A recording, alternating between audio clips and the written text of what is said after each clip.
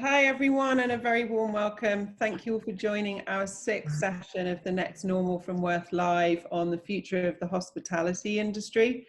Firstly, I hope you and your loved ones are keeping well during these challenging and trying times. I'm Juliet, Scott-Croxford, CEO at Worth Media and your moderator for today, and I'm delighted to be joined by an amazing group of guests: Sheriff Eric Ripert, Roblé Ali, Hospitalitarian, Charles Gibb, CEO of Fever-Tree North America, and Kathleen Entwistle, Managing Director at Morgan Stanley Private Wealth Management. Hi everyone, and welcome. Good afternoon. Hello. Many of us have been impacted by the global health pandemic, as well as the devastating murder of George Floyd, and we are heartbroken and outraged at the events occurring across the country at the moment. The scenes and the conversations we're having are uncomfortable, and the world, I think, will look very different when all of this is over. But personally, I'm hopeful that they'll move us forward positively and into a more positive space.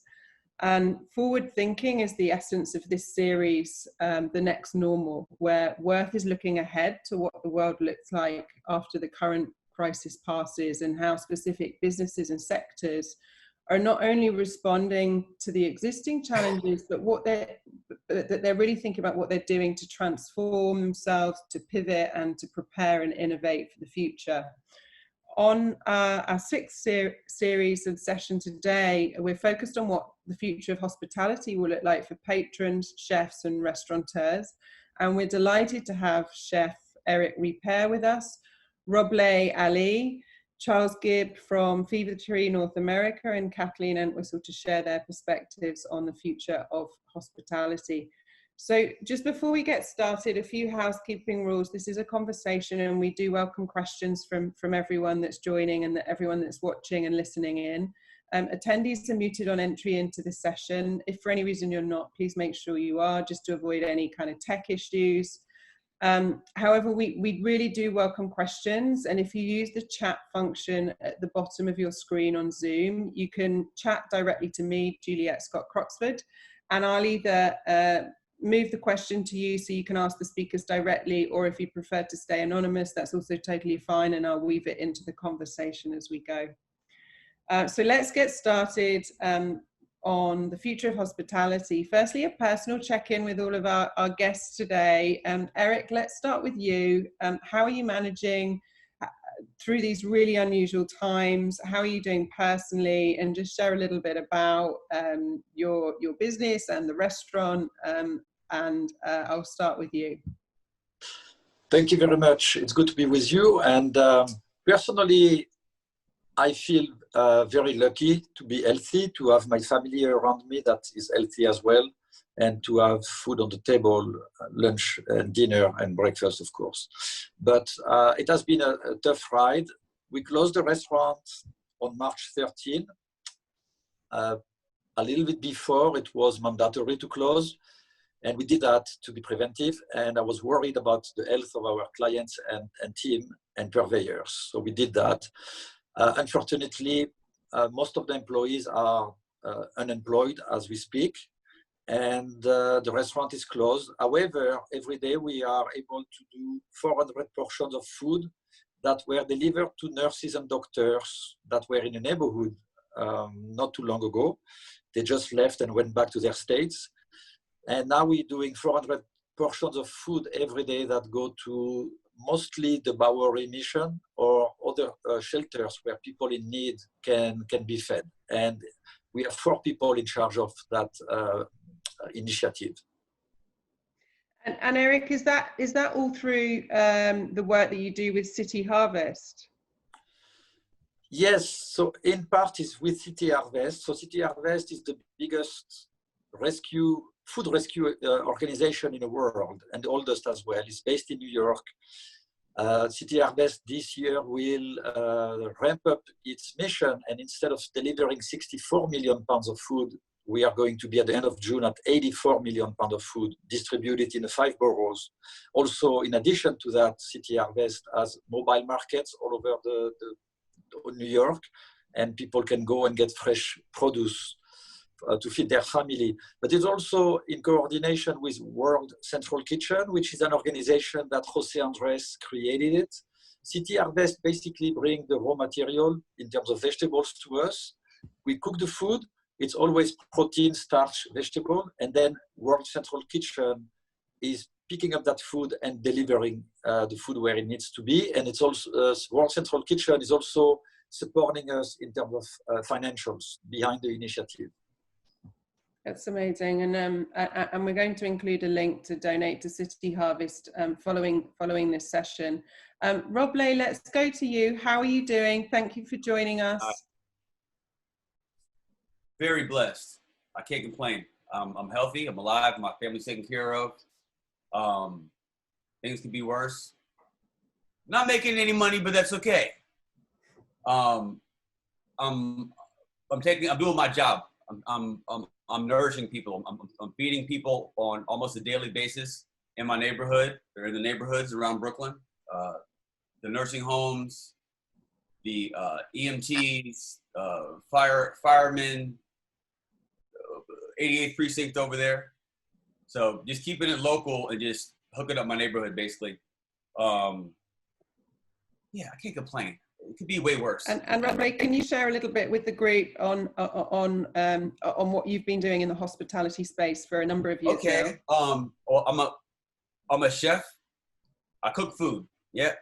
But I'm a hospitalitarian. Like, I'm just really good at cooking.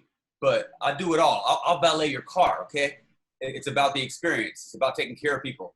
So I used to work in restaurants. I started a catering company, which has been extremely successful. I named it after myself. It's called Roblé & Co. I've done a lot of television. Roblé & Co. has been cranking. I've opened and sold a couple restaurants. I was just about to open another restaurant.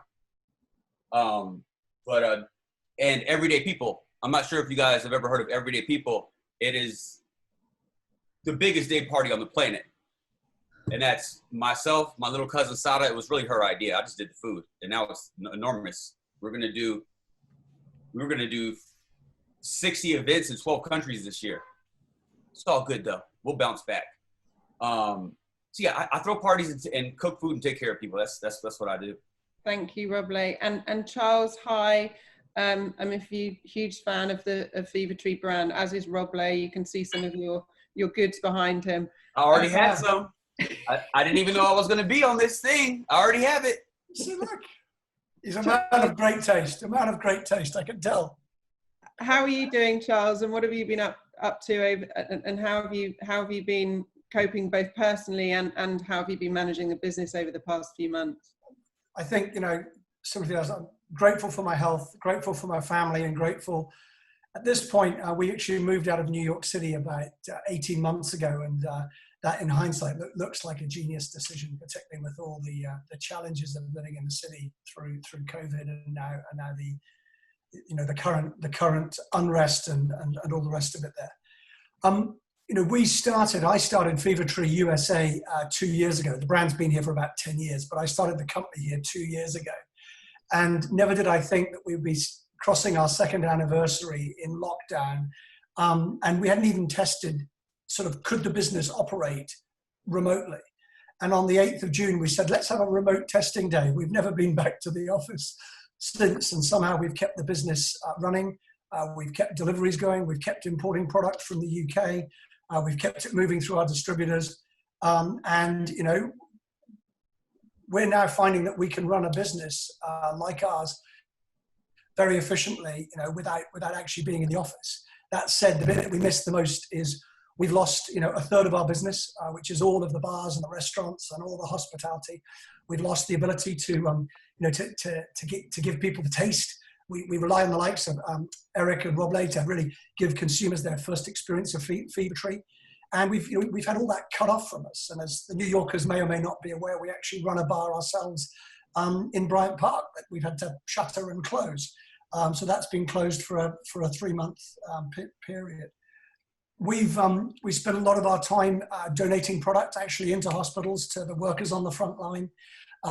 donating them ginger beer and tonic water and ginger ale, so that when they finish their shift and they may be getting some delicious food from City Harvest or World Central Kitchen, they've got a delicious mixer to enjoy that with. And that's something we're really sort of proud of as a business.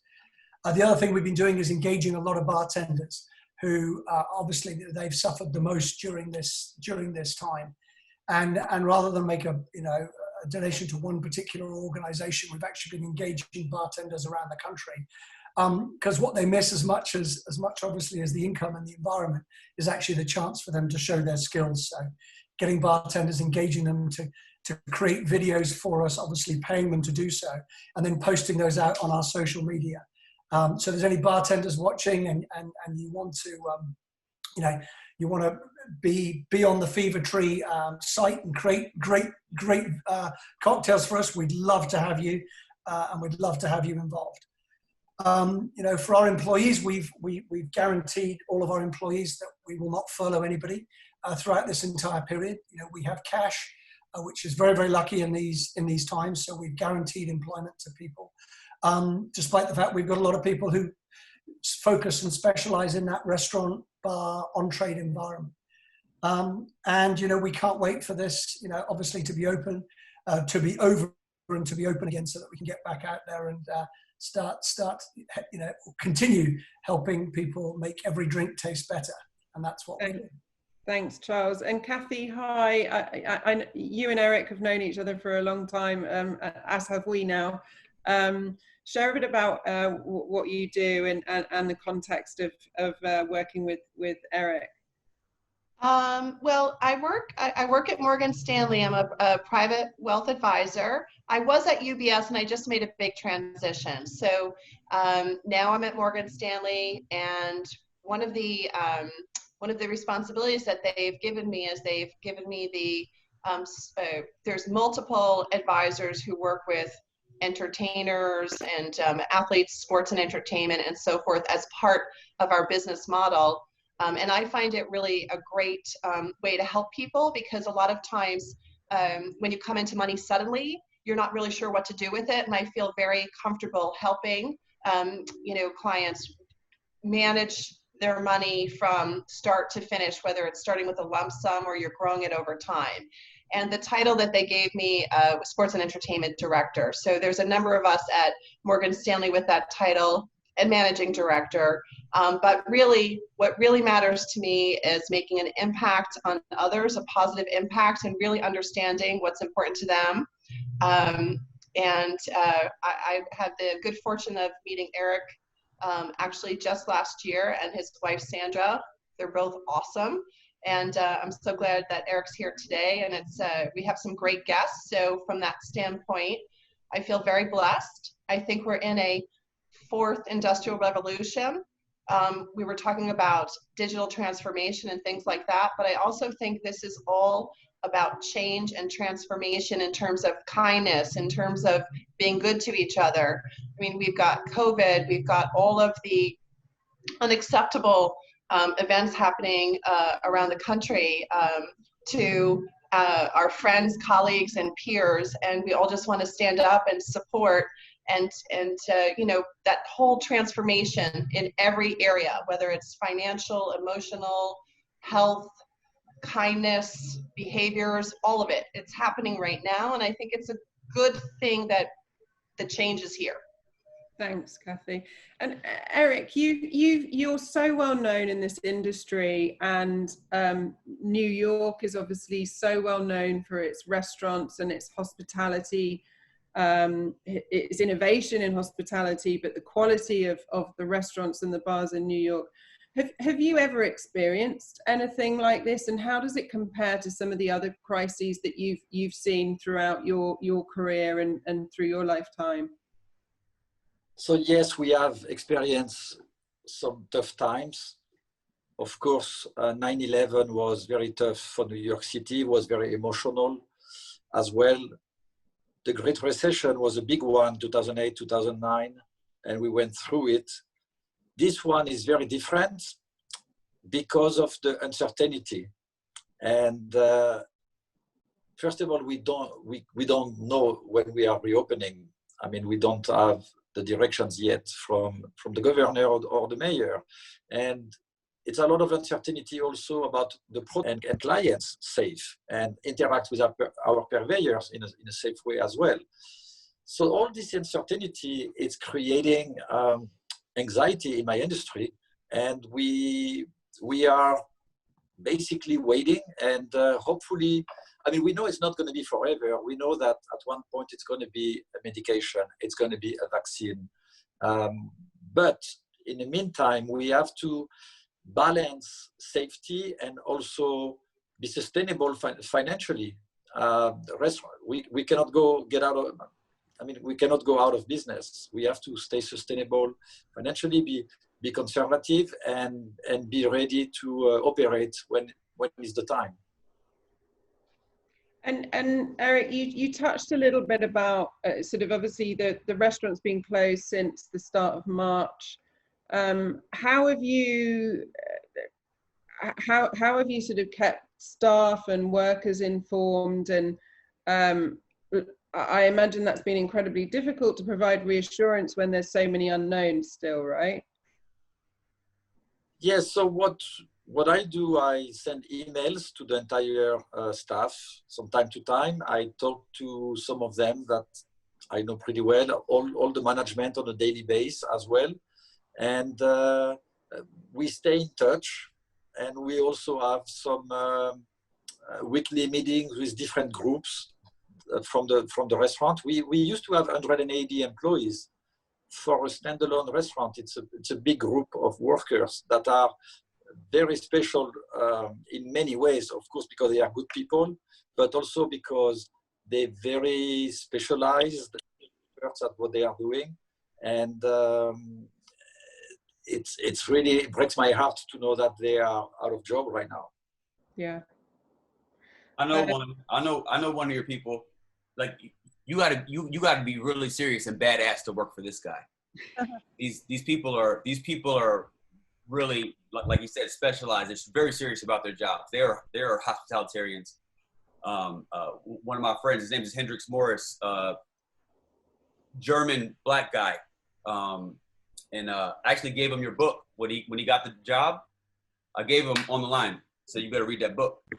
And he loved working there, and he's out of work now, but the good thing is that New York State is doing, there's unemployment, and then there's a COVID bonus they're giving people. So it's like an extra $400 a week or something. So I know some people that are making more money than they were. So New York State has stepped up and done a really great job with the unemployment thing. And I don't know when next Trump checks are coming out, but at least there's something there. And Eric, you when we spoke yesterday, you were touching on the PPP piece and how has that worked for the restaurant industry? Because obviously, I'm guessing when you're thinking about reopening, you're going to have to reopen with different types of restrictions, and therefore that creates new complications. Yes, the PPP was not well designed to help the hospitality industry, and it had to be revised. The Congress passed a law to change the PPP a week ago, and late last night, the Senate approved what has been proposed by the Congress. As we speak, it's not very clear what the changes are, but it looks like it's going to be finally something that restaurants and people in hospitality can use potentially. And it's a real need, of course, because we're going to need an enormous amount of cash flow to reopen our businesses. It's going to be very challenging.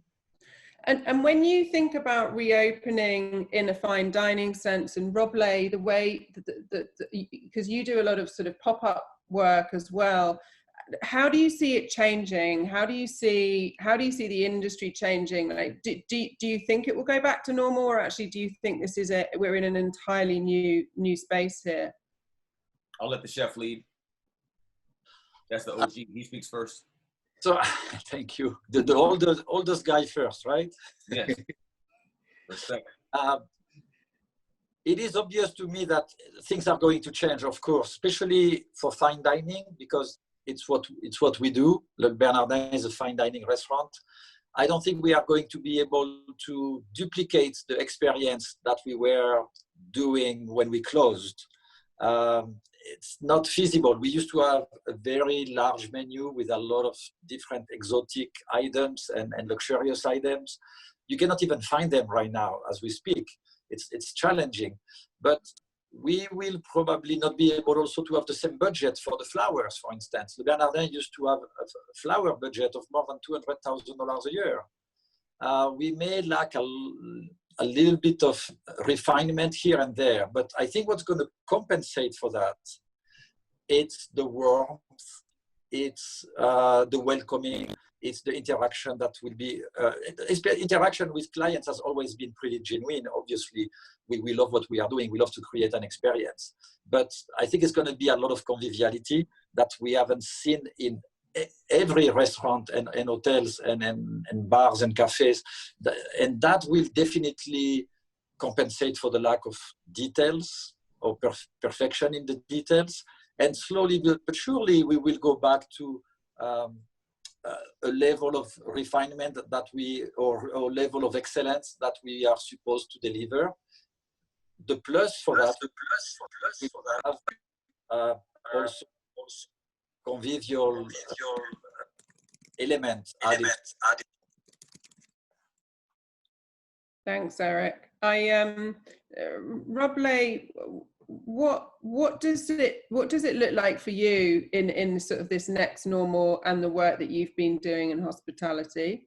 Well, my whole thing, the things that I do in public, thank God I have the internet. I can get a check on the internet using social media. I've been doing pretty well there, but that's just me. I have to take care of a lot of people, right? And what I do, I bring people together. We do day parties where there's 2,500 people there for 8 hours, right? So the social distancing thing just totally, like, that kills us, right? And we don't want to kill us either, right? So I'm just, this is the way I feel. This is my opinion, okay? I have unpopular opinions, okay? Sometimes. But I am faithful that this too shall pass. We'll make it through this. And I think a lot quicker than people are expecting. And there is, man, people got cabin fever, man. Mm. When the gates open up, it's gonna be a boom. It's gonna be a boom. And if you're watching the Fed and what the Fed's doing right now, they're gonna start doing negative interest rates. I don't know if they've even done that in my lifetime. It's moving towards that. So it's huge stimulus. And you know, I'm an optimistic guy, right? I'm not even supposed to be here, okay? I'm not supposed to be on a video chat with Eric Ripert, probably the greatest living chef on the face of the earth, right? I think positive, and it works for me. So I'm gonna keep on doing that. And we'll be back. We'll be back better than ever. Kathy, do you want to comment on the finance angle? Sure. I would just say negative interest rates, it can be, I understand it's happening in other parts of the world.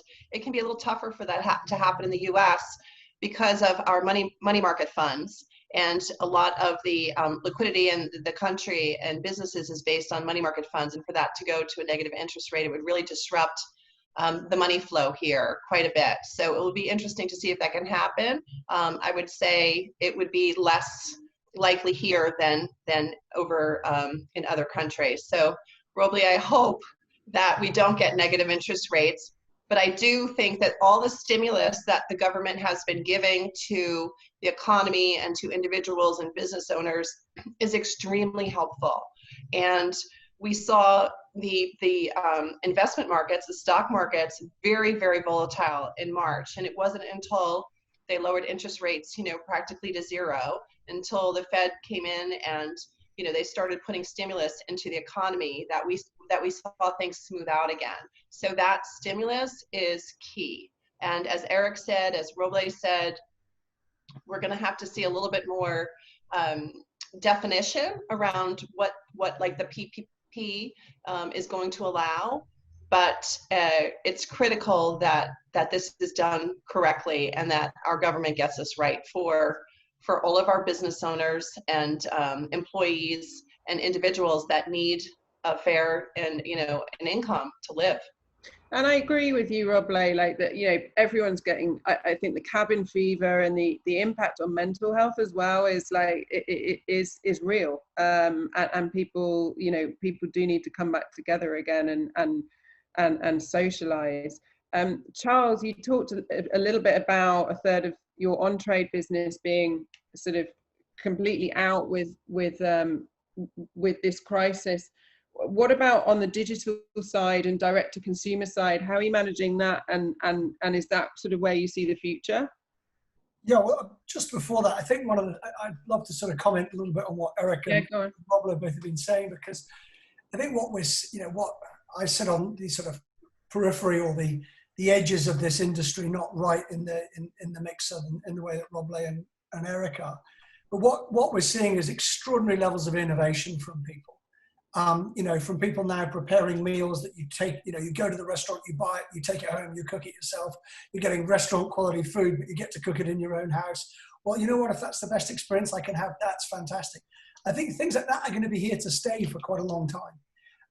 I think the other bit we've seen really is this caring in this community, whether it's, World Central Kitchen, City Harvest, Daniel Malou, all these leading chefs have just done. They've been the first people on the front line saying, what can I do? How can I give back into my community at this time? And that's why we love restaurants. That's why we love restaurateurs and chefs, because they actually bring us together. And when things are down, what's been amazing is to watch them still continue to play this role in society of saying, how can I give back? And I think that is very special, certainly to see and to watch. And the other thing I think we're seeing, sorry, apologies for that. Some person's annoying me. I had to do that. Right. Then you look at the innovation of the bartenders who've been doing these sort of cocktails to go and creating these little pouches that people then can, buy a pouch of something alcoholic that resembles the drink and then add some Fever-Tree to it. I just love all this. Innovation that we're seeing and the way that people are looking at ways to pivot and to adjust their business. And I think probably one of the best examples I came across was a company called Baldor, who Eric and Roblé maybe know, but these guys supply the majority of the white tablecloth restaurants in New York City. They're a phenomenal company. They get the best meats and the vegetables and this and that and the other. And they were left with a warehouse full of stuff. And what did they do? They pivoted their business to becoming direct to consumer. And I just thought that was fantastic. So now you can put an order in and get Baldor's food delivered straight into your home. And I think that's something that you love about this whole restaurant bar community, is always finding ways to do stuff. And I think the digital space, is absolutely, back to your original question. I think the digital space is so exciting because it's a place where the most Googled things in the world are how to do this and how to do that. Whether it's how to put on makeup, whether it's, I don't do much of that. How to get a haircut, I don't do that either. But how to fix your car, how to fix your lawnmower. But at the moment, it's how do I make a decent meal at home? Because I'm not a very good cook and I'm a bit bored of doing beans on toast. And then how do I make a great tasting drink at home? And that's where I think the bartenders in this whole community have been brilliant about, when we said who'd like to make a video for us. I mean, the hands shot up, the virtual hands shot up. And there we go, we got another one there, which is great. But the virtual hands shot up, and we've been able to have a lot of fun with people that we love and we adore and we care for, and giving them a little platform, I think, has been wonderful. So I think the other thing is that in the digital world, so many people don't know the Fever-Tree story. So we've been using this as a time to educate people on what makes Fever-Tree different from a Schweppes or a Canada Dry, et cetera, et cetera, et cetera. So it's been great from that perspective from us. But, I love the optimism. I love the positivity.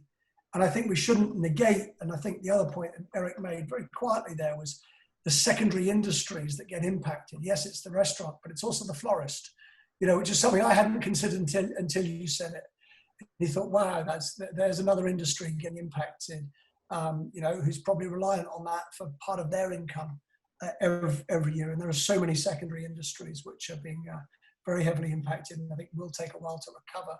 But I believe passionately in the sort of the human spirit and the human's ability to innovate, to be flexible, innovate, adapt, and overcome finally, which is what we're seeing here already.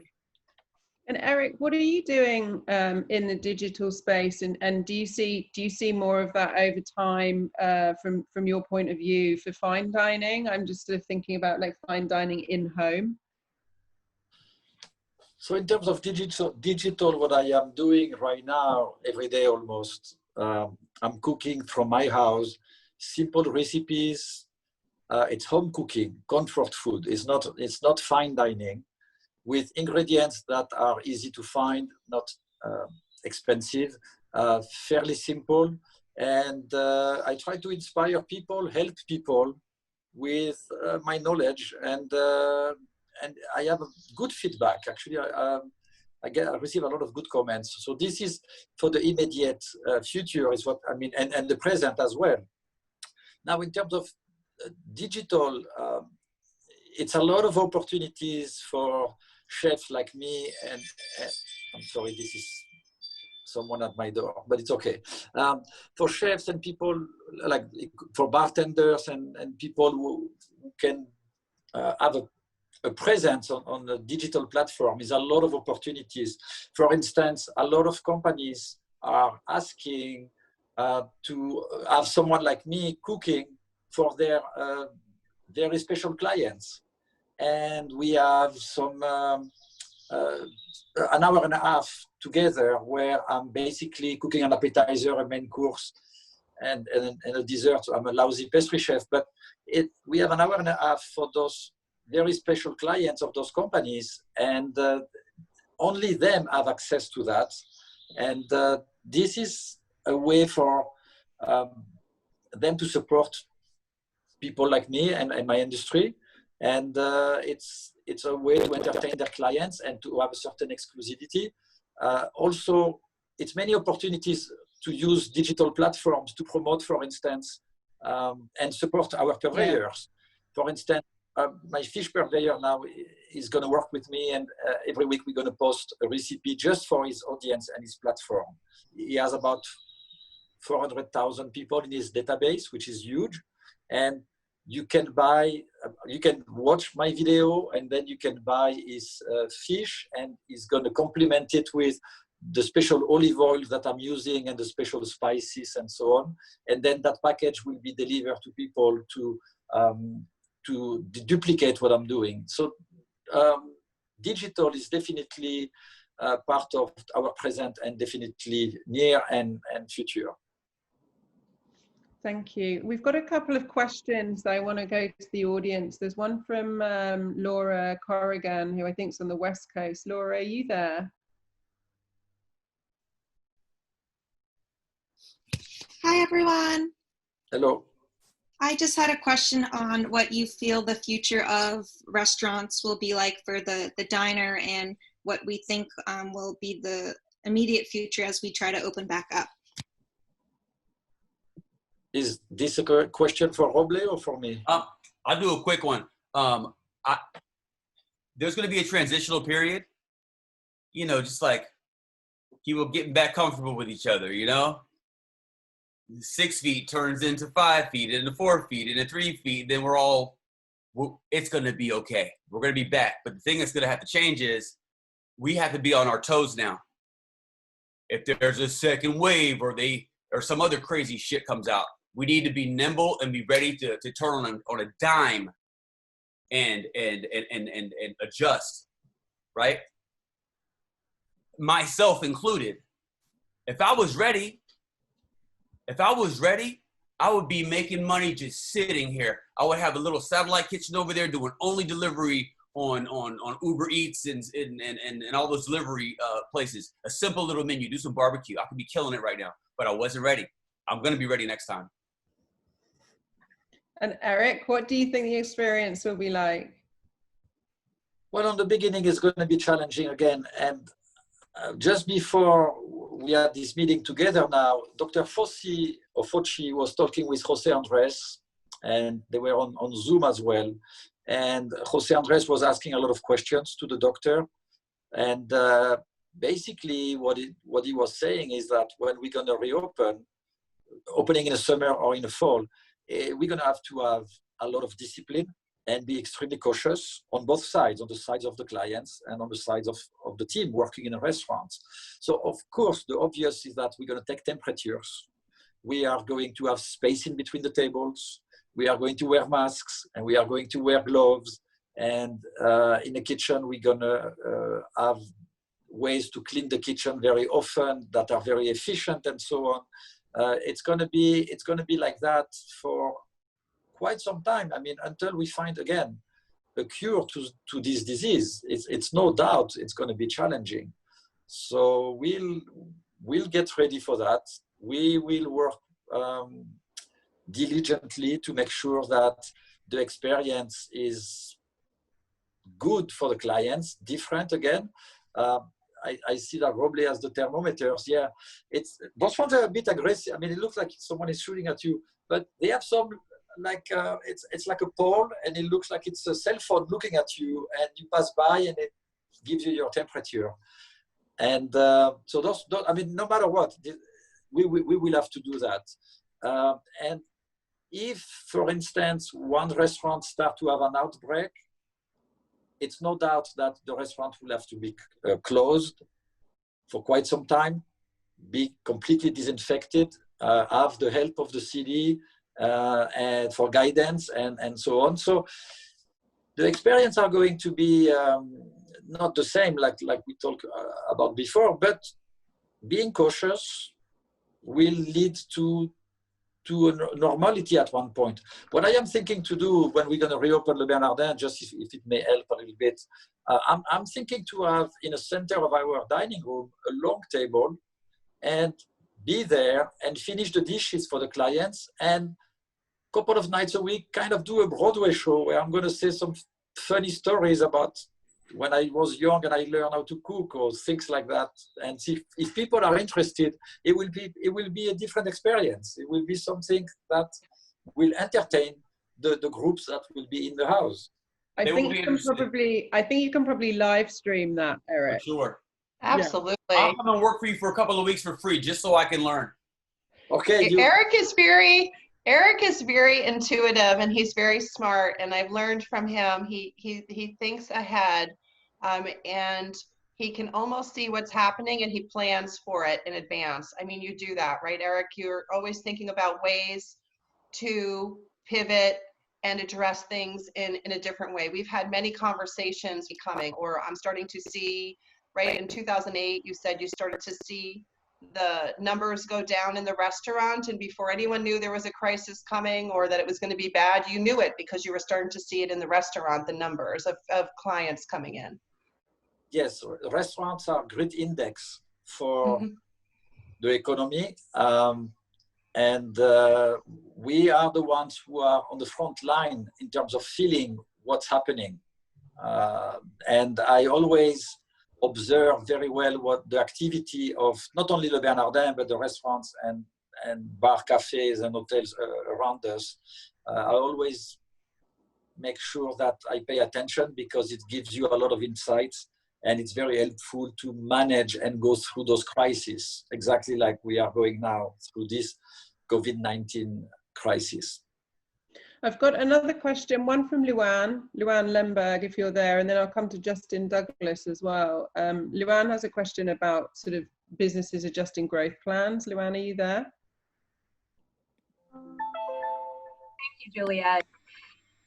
We are in the midst of building a Mandarin Oriental anchored project that's scheduled to open in less than 2 years. And so we're really trying to understand the impact from the restaurant business in terms of your projected growth plans and how this may impact your decisions going forward. Who wants to go with that? Charles, do you want to take that one first? I think, again, just giving specific advice on a specific project, but I think, you know, we're going to see anybody projecting growth at the moment is almost, it's finger in the air stuff. There's nobody that can make a sensible projection because we don't know enough. We definitely can't see the future. We can't see whether there's a second wave or not. We can't see when a vaccine's coming.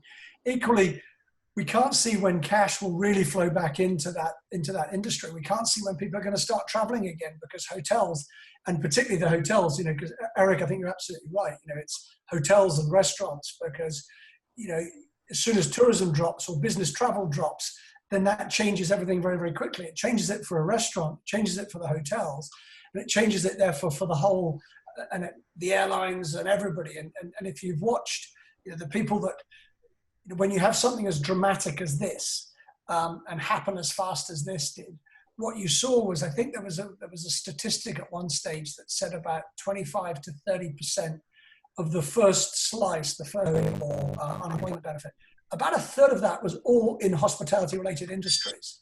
And why? Because they're that instant barometer. That's the businessman not traveling. That's the that's the people not going out to their local restaurant, not going to their local bar. So somebody wants to make projections from two years from now.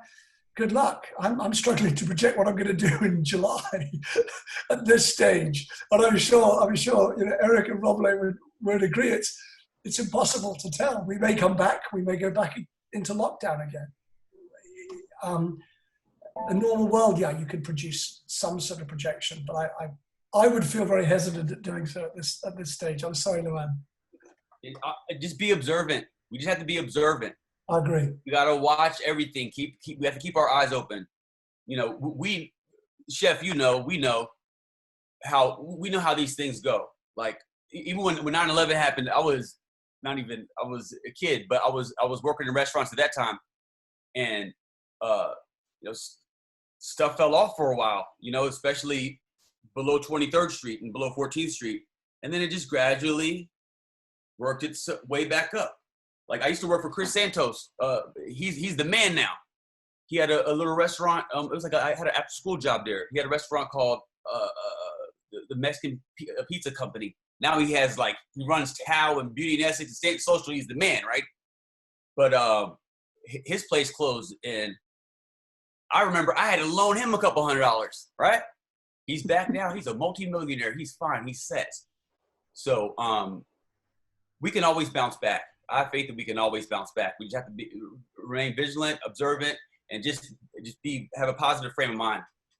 I think, Roblé, what you said too is very true from earlier, that we all want that human connection, right? So people want to see each other again, and Zoom is great for what we're doing, but we want the human interaction. And so also to Eric's point, which aligns with that, is we also want to, you know, we just need to all give that experience to a certain level, and that is where we'll see probably the returns of putting that hard work in and seeing some successes by being very specific about contributing to an experience, whether it's a fine dining experience like Eric has, or whether it's a multi-person 8-hour experience like you were creating, right? And of course, either place they would be drinking Charles's wonderful, you know. I think one of the things we're going to want to see, Eric touched on it already, and I'm sure Roblé is very good at this already himself, but you want to see the people from the back of the house at the front of the house more. There's something about feeling safe when the guy, you know, when the chef finishes the dish right in front, under your eyes, when somebody makes a cocktail in front of your face. There's something more kind of reassuring because you see the person doing it. You can see if they're doing this. You can see if they're doing that. You can see what's happening, and there's a sense of safety and security because, yes, there's the risk, but there's also the way it makes us feel. And some people will have anxiety about going out. And I think you take that anxiety down by having more things visible in front of people, you know, taking place. Oh, actually, yeah.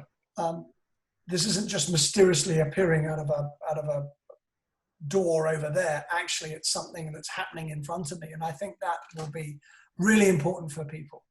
And I think also letting, particularly when it comes to drinks, letting, so I said, touching the bottle yourself, I think is going to be more important than having somebody pour it for you certainly in the early stages.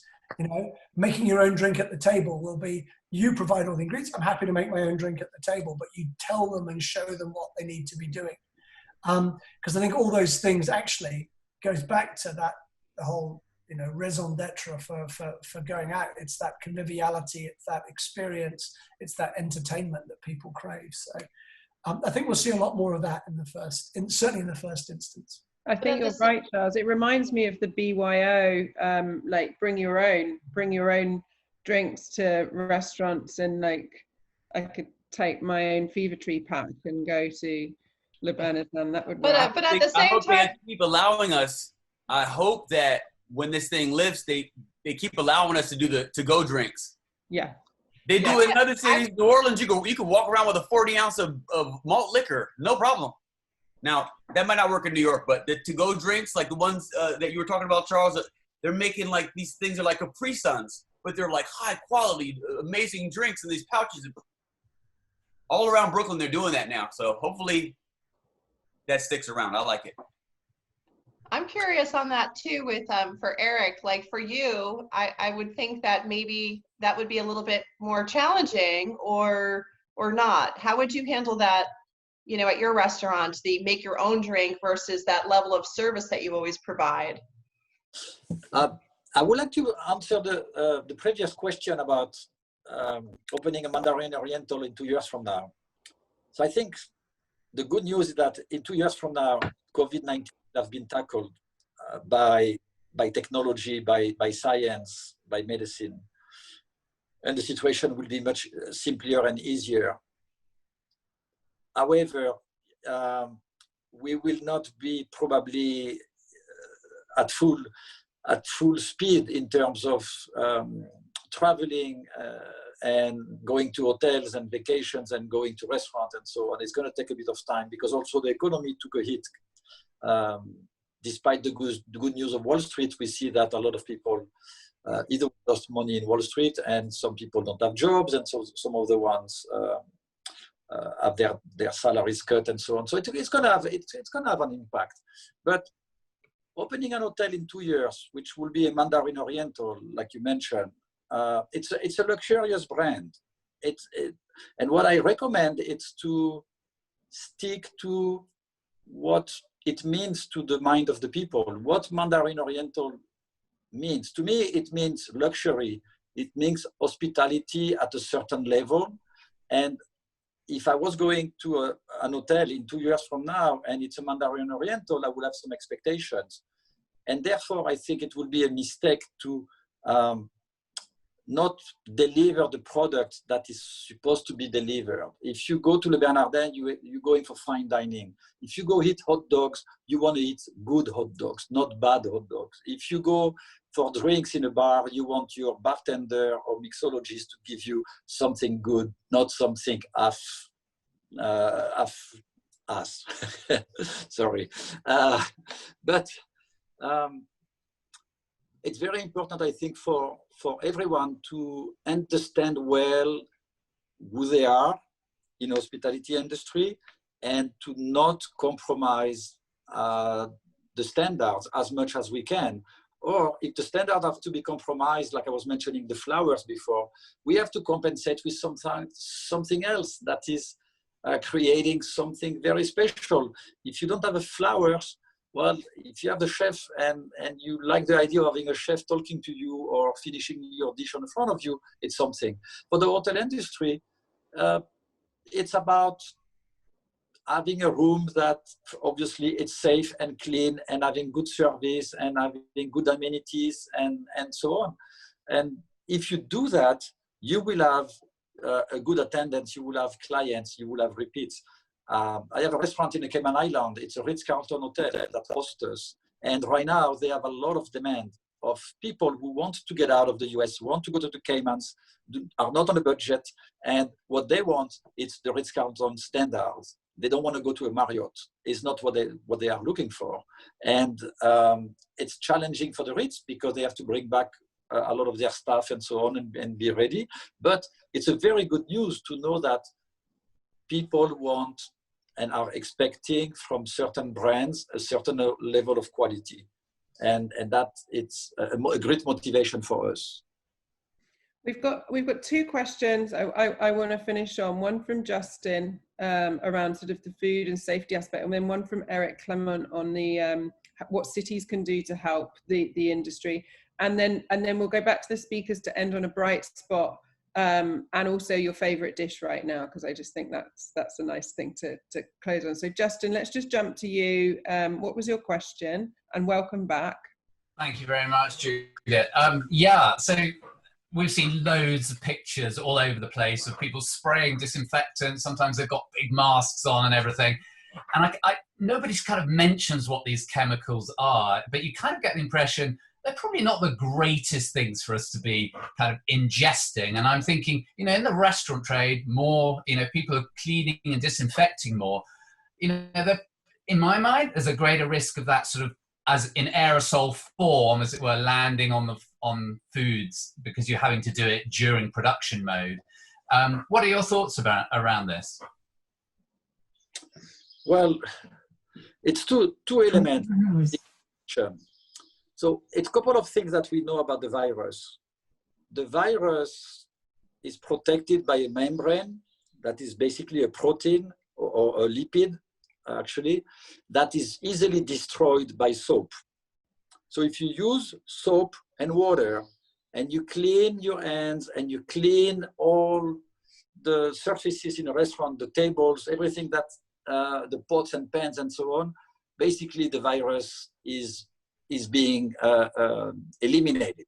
So that's the good news. Then, as we know, the virus can be contagious because it's droplets that go into the air. And wearing masks, it's obviously helping the virus not to go all over the restaurant. But I believe you can spray your restaurants during hours when it's closed. You can spray the restaurant at night. You can spray the restaurant in stands. I'm not talking about putting Lysol into your lungs. This virus, Dr. Fauci was saying that is very sensitive to alcohol, pure alcohol. And therefore, a mix of alcohol and water, or even a mix of a lot of salt, sodium and water being spread in the air, destroy the virus. So those are very good news, because in between soap and alcohol or salted formulas, we can prevent the virus to spread. And I guess, thanks very much. Really like that scientific answer, Eric. And we did a Worth article a couple of weeks ago on a number of spirit brands that were using their brand to turn it into hand sanitizer. So it's the kind of similar thing around the sort of alcohol quantity and them innovating their product. Eric Clement, are you there? He runs strategic investments for New York City. Yeah, can you guys hear me? Yeah, hi Eric. Hey, good to see everybody. Yeah, no, I was curious, what kind of, we've been thinking about this a lot, right? So, you know, like I run a group of portfolios for the city of New York, and we invest in a lot of things, and we've been buying a lot of PPE, as you can imagine, you know, and part of what we've been thinking about as it relates to the restaurant industry is how can we help, right? I think financially is probably one, and maybe on the regulatory side, but I'd just like to hear from you all, like what you're thinking, because that would help me a lot to understand what it is that you're thinking and where we can help. Roblé, do you want to start? Something that could help for sure for the mom and pop restaurants, you know, the pizza, like Not Ray's Pizza over there. I love those guys, right? I know the owner. His name's Nick, not Ray. And I know he's hurting because he still has to pay rent. He still has overhead.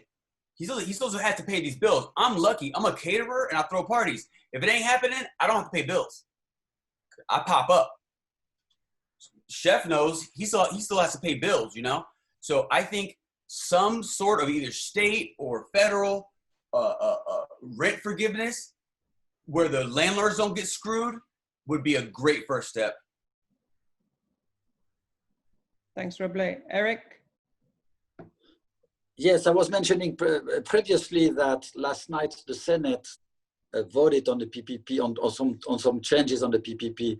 I don't know exactly what are the changes, but what we were talking about, an PPP basically can be forgivable. If not, it becomes a loan at a very low interest, as we know. But the idea is to have this money becoming a gift from the government, a grant. And for this to happen with the previous model, we will have to rehire 75% of the workforce, or 75% of the expenses will be in payroll. If not, the PPP was not forgivable. And that had to be done before June 30. Well, we are June 5th, right? We're not even open yet. So it's absolutely surrealistic to think that it will happen. And then you have to reimburse this loan if it becomes a loan within 24 months after June 30, which is extremely aggressive. And restaurants and hotels and bars and cafes and catering and so on cannot do that. Bakeries, everyone in that industry cannot do that. So the idea was, and hopefully it's what happened last night at the Senate, give us until end of December and be more flexible on the percentage, because in big urban centers like New York City, for instance, the rent is a huge component of running the business. In some rural areas, in some other states, the rent is nothing, it's peanuts. But for us here, it's huge. So we need more flexibility on how we are using that money.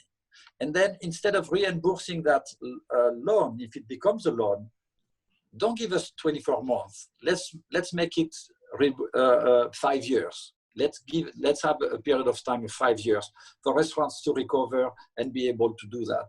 And that will be extremely helpful to support restaurants and ultimately support everybody around the economy of the restaurants, from the landlords to the purveyors, of course. Thank you. We have to get on their ass, bro. Like, we have to push. In 2008, they built all the banksters out real quick.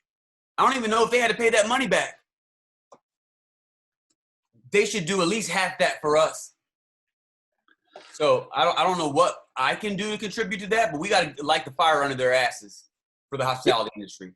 So I'd add a couple of things. I think Roblé's already mentioned it, but kind of looking at regulations, particularly with regards to alcohol and how that can be and where that can be. And, most cities have relaxed these regulations during this period to allow people to do takeaway drinks. Particularly smaller restaurants and bars, they really rely on their alcohol sales. Without alcohol, without their cocktails and all the rest of it, they're not making nearly as much money. He's giving me So I think looking at ways of relaxing regulation around that. And I think the other bit is we're all going to feel safer in outdoors environments than we are inside. So what can we do in terms of the streets? And we all love going to Paris and Italy and all these places and these wonderful piazzas and the cafes that spill onto the streets.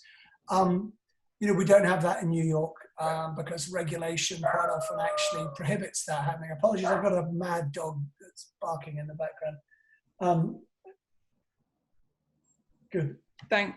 But anyway, so I think looking at what we can do with physical space in and around restaurants to be able to allow them to have small seating areas outside more and more and more would significantly help. I know New York's already doing a lot of closing streets so people can walk, or why not close streets so people can actually mix and mingle and entertain themselves. Thanks, Charles. And we need to wrap this up. I'm conscious we've run over, but it's a fascinating conversation, and there's some great questions. Charles, close on sort of what your bright spot is, and also your favourite dish right now. My favourite dish, anything I can cook on my barbecue, is probably the thing that gets getting the most use in this beautiful weather. And you know, I think you've heard it today. It's this, the human spirit will get us through. We will, you know, we will evolve again. We will transform ourselves again. We are ultimately, you know, flexible creatures, and we will find our ways through. And you're already seeing it. You're already seeing what, because people love problems to fix, and they love to find their way on the other side of a problem, looking back going, do you remember when? Do you remember when we couldn't go to the office for 3 months because of that wretched coronavirus?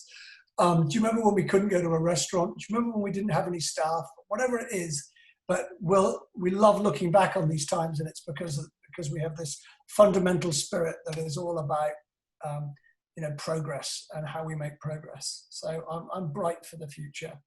Kathy? Darkness of the times. Thank you. Yes. Okay. My favorite dish is salmon. So maybe I'll see if I can get a great recipe for that. But that's my favorite.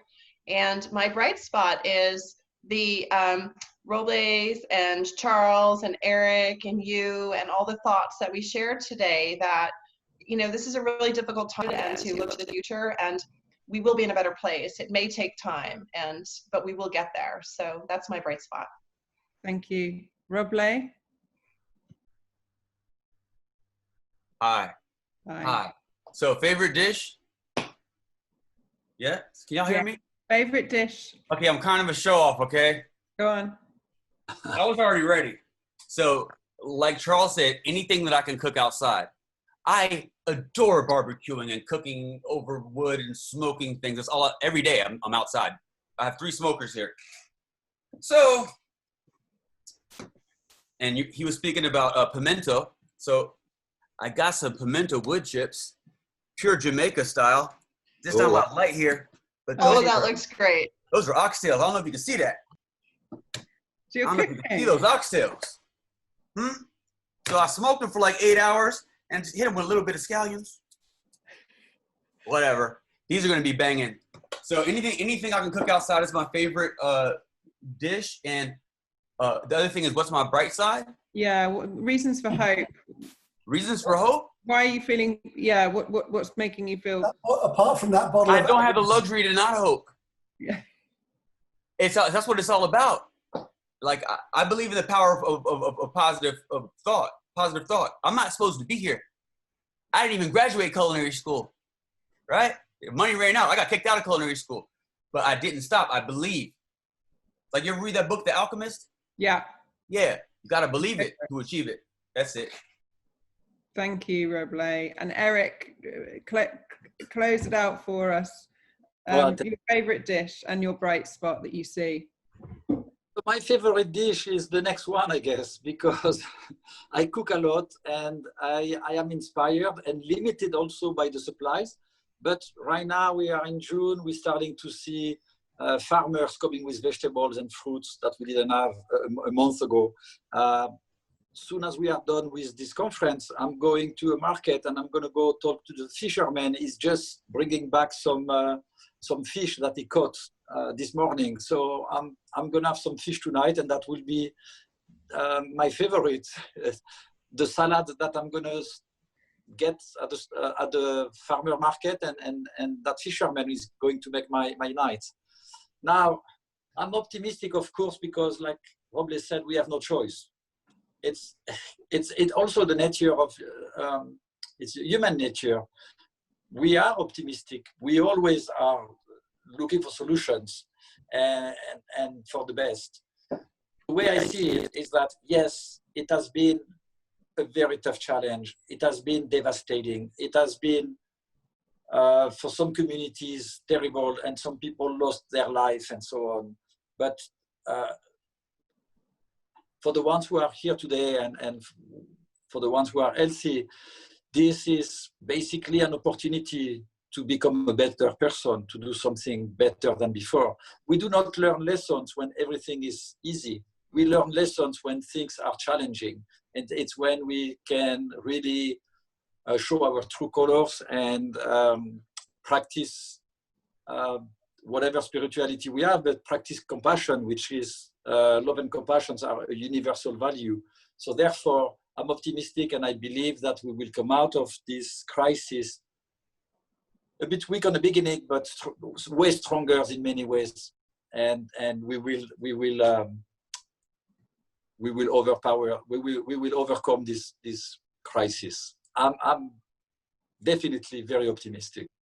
I couldn't agree more, and you put it brilliantly. Eric, Roblé, Charles, and Kathy, thank you so much for such an insightful and important conversation on the future of the industry and more broadly on where we go from here. And most importantly, thanks to all of you that joined us today and for your great questions and engagement. We hope you enjoyed it. Please do share any feedback with us. We'd love to hear your comments and any other topics you'd like us to cover in our future series. Email us at community@worth.com. We will send an email out after this with ways that you can contact all of our speakers. So we'll put in their links to their social media channels, and also don't forget to donate to City Harvest as well. In next week's next normal series, we're joined by Mike Silvestro, CEO of FlexJet, where we discuss the future of the aviation and travel industry. And the following week, we'll also be discussing impact investing and philanthropy. So you can register for that on worth.com/events, as well as sign up for all of our future events.